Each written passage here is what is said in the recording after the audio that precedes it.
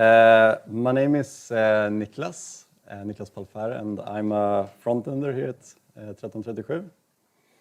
I'm also a very big fan of design, and I like being in the whole process of creating something, and especially in the design phase. And I'm here today to tell you how I approached creating a shoppable video MVP. And for the last 1.5 years, I've been working at Aller. It's called Aller Media, and I've been working in their small video team. It consists of 2 to 3 people and handling any kind of development regarding the videos on the new sites. And they have about, I think it's 10 sites, and some of them being Hent, Allas, maybe you've heard of them. And all the video is handled through something called JV Player. And JV Player is it's a package or a service. They do hosting and the actual video player. They have a very extensive documentation. So yeah, it's been a pleasure to work with.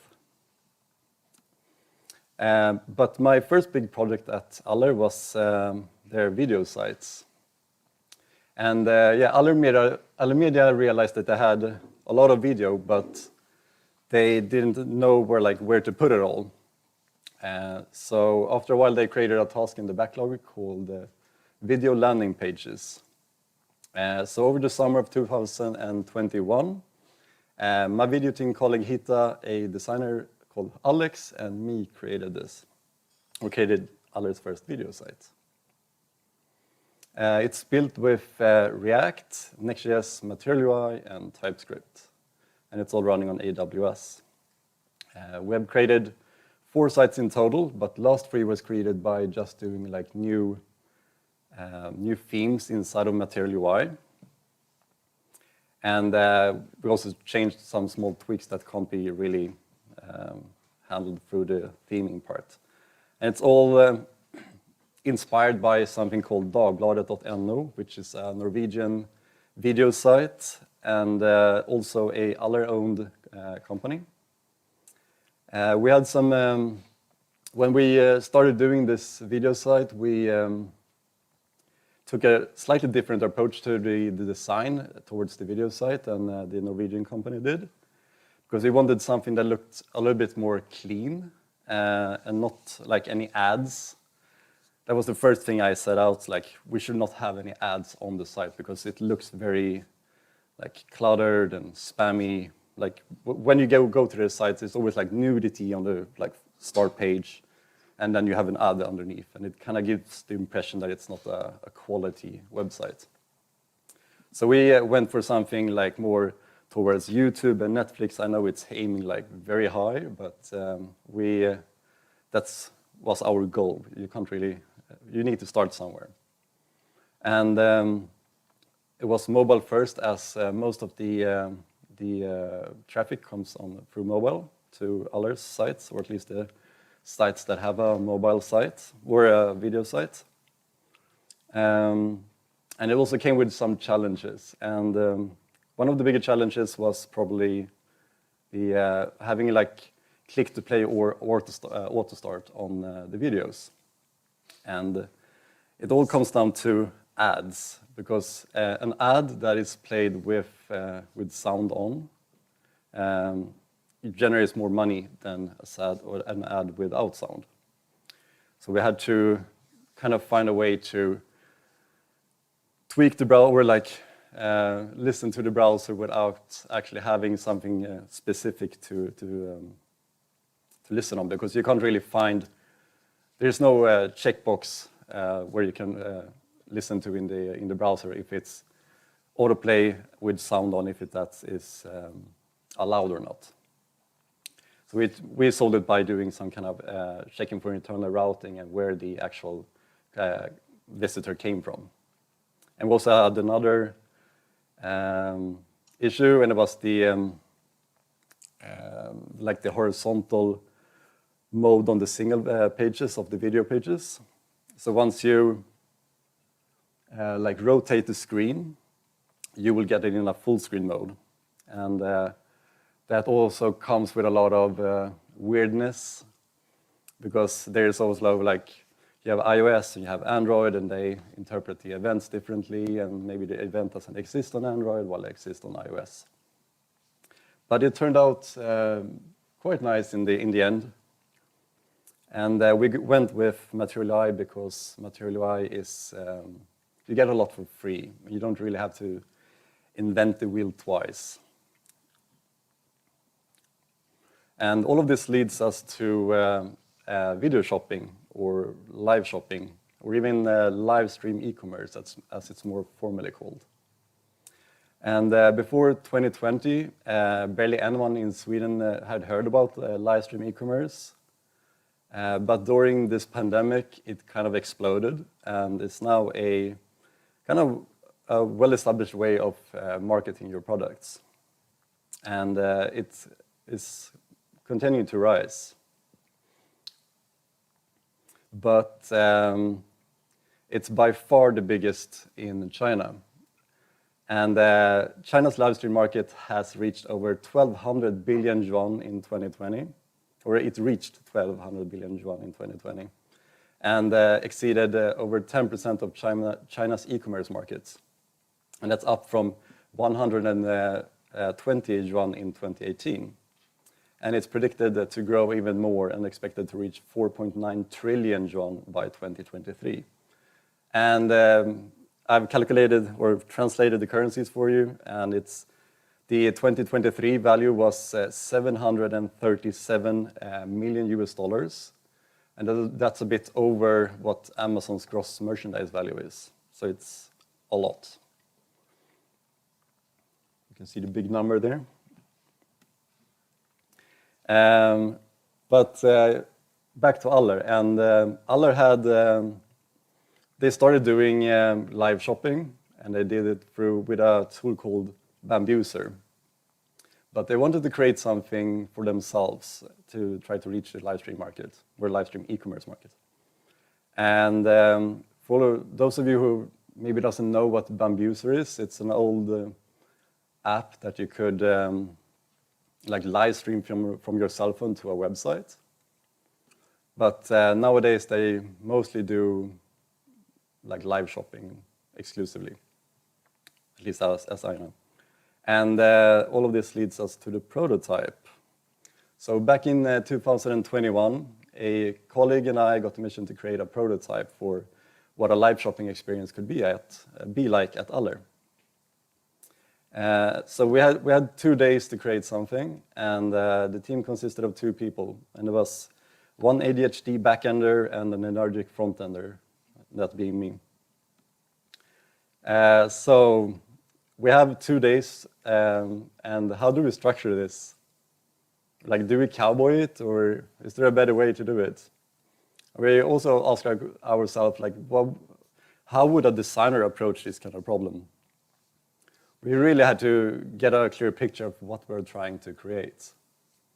But only having 2 days, and one of the team members rushing ahead and flipping ideas left and right, while the other one having to reflect and be the brake, or at least what you can call a brake on a snow sled with running huskies. They're really an anchor. But anyhow, we pulled in all the references that we could find into Figma, and tested different approaches to what it could actually look like. So we needed something that would spark an interest, because this was a prototype. And we had to support 9:16 format for the video, and we had to have some kind of highlighted products on top of the video. And also some product lists, and a fake chat. And like the chat, everything was fake. So that was kind of the nice thing about this. So we didn't have a CMS or anything. But the hardest part was probably to display the products in a good way. Because we have the products on top of the video, but then also the rest of the products should be somewhere. And that is some kind of product list. And like, there are some questions that you should ask yourself when you're choosing or choosing a product list or some kind of summary for all the products. And that is like how many products are there that is going to be displayed.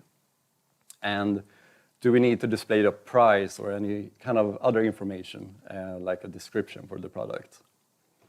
And what are the products that are going to be displayed? Are there like a lot of details on each picture that you want to show that they might not show in the actual live stream because there might be a lot of products? And we went with a slider approach. Ours is the one to the top, and we have Bambuser on the bottom. And with the slider approach, we could really like look at the picture. You can see the picture clearly, and we can have a lot of information because it's only one big product per screen. And this is kind of the opposite of what Bambuser and most of the other Chinese markets have done. They have the product list where it's just a small image and you have some title or a heading per product. But yeah, we made it, and we made it in time. And we had something to show. And the tech choices we took for this was React, Next.js, and Material UI, and of course JV Player. And we demoed it during the Aller's Demo Friday, and the seed was planted. It was a success, and they loved it. But little did we know that it would take about another year before we could allocate time and let Aller form a team for this. But fast forwarding to the beginning of 2022, my backend friend and colleague had gone on a sick leave, and I had decided to leave Aller. But they asked me if I could stay another 2 to 3 weeks and take the live shopping prototype to the next stage and actually take it into an MVP stage. And of course, I happily agreed and stayed for a little more time at Aller. But now I was alone at the project, but felt like I would need someone to help me, at least with the CMS. So our new video team colleague, Hita, that has replaced my previous backend colleague, came to the rescue, and she got it clear that she could help me with the CMS part. But not having anyone to really bounce ideas with, or having any designers on the team that could solve the issues that only designers can or are great at, like they have a different approach to solving those kind of issues. And the requirements for the MVP was an aspect ratio of 9:16 as before on the prototype, but also 16:9, and yeah, that's the normal format. But that also changes the look of the actual app by quite a bit. So instead of having the highlighted products on top of the video, you have to have them kind of underneath. So I had to do a brand new design for the video, or for the MVP, or actually 2 separate designs that would kind of flow together, because I wanted them to be able to drag in between, and yeah. And we had to have the display, the highlighted products, a toggleable product list, and but not something that was like really nice with this. It was not live. It was a pre-recorded video, and we didn't have any chat. But it should be embeddable anywhere. And what I mean by saying embeddable anywhere, it's you should take some script and just paste it on some site, and it should work. And that came with a lot of difficulties, but it turned out okay. And of course, we had the CMS that Hita was building. And yeah, but as I said, having no designer nor another front-ender to discuss with, I struggled with solving a few issues. And the first one was, how do I create a placeholder for this shoppable video that does not look like an ad on a site that got ads everywhere and even in the middle of the body text? If it looks like an ad, the user will just simply ignore it and scroll by. So I needed it to pop, but not pop in the way that an ad do.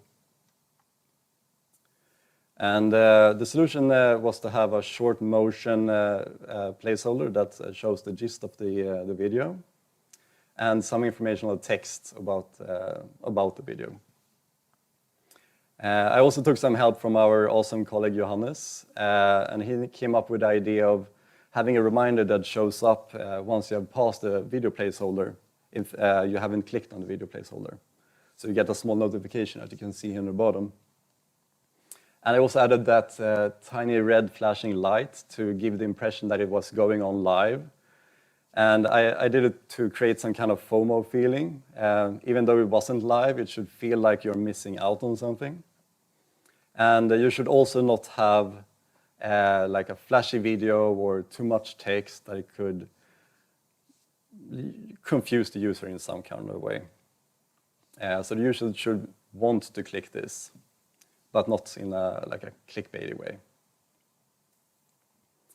And for the tech choices for this, I also chose React, Next.js, JV Player, Material UI as well, and an iframe to actually show the video through. And it was all written in Typescript. I had a small script that was controlling the actual iframe and choosing to post like messages through the iframe. But also posting messages through an iframe comes with a lot of like security issues. But I went with an action payload kind of architecture for that. And then they could just react on those kind of things. You couldn't send anything else, and then would just simply ignore it. And on the day before my last day at Aller, I was finished, or at least it was working as expected. And but there's like still tons of stuff to do. And like what can we do to take this to the next step, like to move it out of the MVP stage?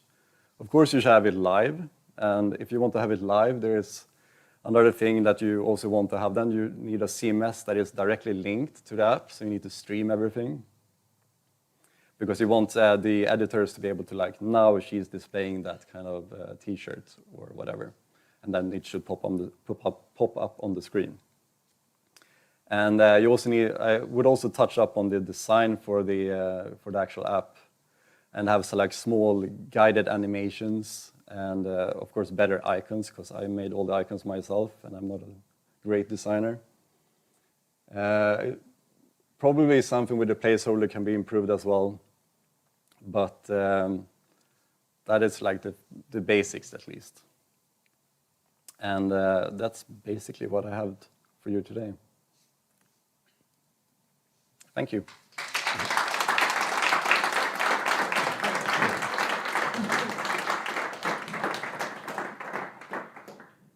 Yeah, also I got asked to, like, whose is this? It was left outside of there. Oh yeah, there. Does anyone recognize it? It's an adapter. Yeah, do you have any questions?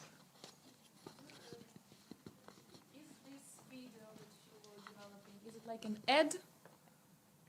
Oh no, it's a live shopping experience. Like you sell the products through like a guided video. Right, I understand it. But how do you reach the customer? Is it on any site? Like is it built in Google Ads, or it's a separate site with this experience? Yeah, we have on this we had affiliate links. So once you click on one of the products, you will get to their site, and there you can actually buy the product. Thank you. I have like a super technical question. Yeah, go on. You showed this awesome stuff when you changed the landscape and the rotation of the device. You switched to more like of a full screen mode. Yeah. How were you able to work with layering when the player requests full screen mode? How are you able to layer on top of it? Is that like built into this JW player, or is that something you had to solve? So I did it in two ways. Yes, what you saw is actually like the native full screen, and it's triggered by JV Player. but I also made a fallback because if you haven't had a user interaction and for some reason a rotation is not called as a user interaction for this, I don't know why. So I made a fallback that looks like a full screen, but it's actually not. So it just takes up all the space that you can have. But you will still have like the URL bar and etc. So I made two full screen solutions for it. One fallback and the original one.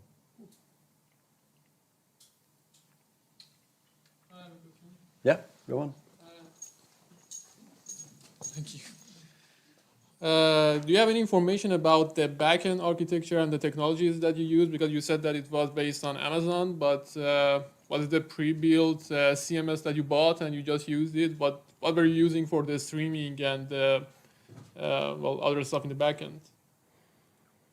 For this, we didn't use any streaming because it's only for the live version, but this was a recorded version. So for the full product, we would use some kind of streaming, but we didn't use it for this one. So this was just something that you delivered like the products and what kind of timestamp they would show up on. And then I built a timeline through that. So I was gathering all the timestamps and built out the timeline on like when everything should be displayed. So you could like drag the slider and it will like switch everything. Okay, and so you said that it's a live thing. Now you said there's an editor who writes information about the products which are being displayed, and then it pop up on the screen. Was there like a socket connection between the front end and the back end that's kept going, or was there another kind of a architecture or pattern that you use to be able to display all this information or keep fetching it from the back end? Yeah, I mean, there was no sockets or anything, but we just, as I said, it was just like pulling an amount of data, like all the product data, and then I knew where it would be placed. But my question was it dynamic? Like, could you change the information while it's being, well, you said that it's not... No, you couldn't. Okay. But yeah, definitely for when you're moving towards the full product, then everything would be dynamic and you will actually like show up once you want it to show up. So if you click like this product should be displayed now, then it would show up.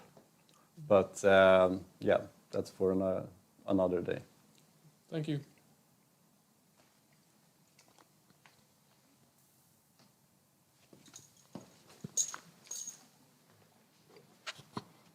I have a question about the challenges that you have been met since you have been working with the mobile platform most of, and you already mentioned one of them. It's like the landscape mode and those.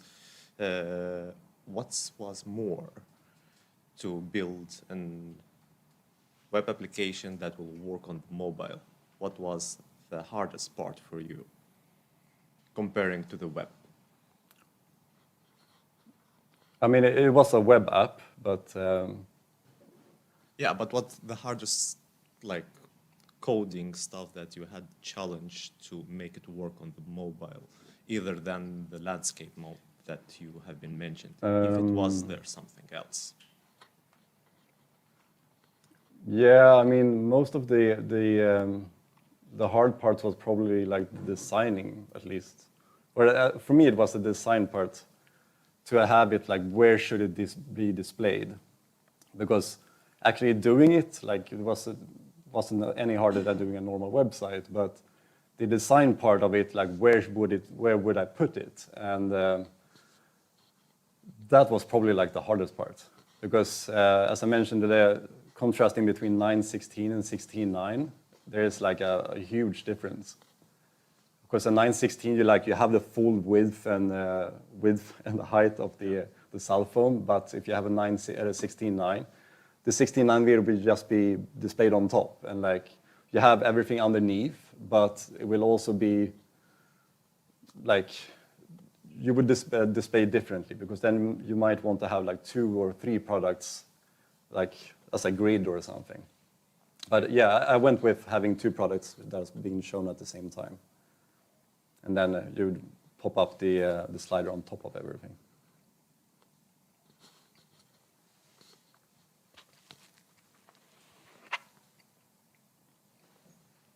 Any more questions?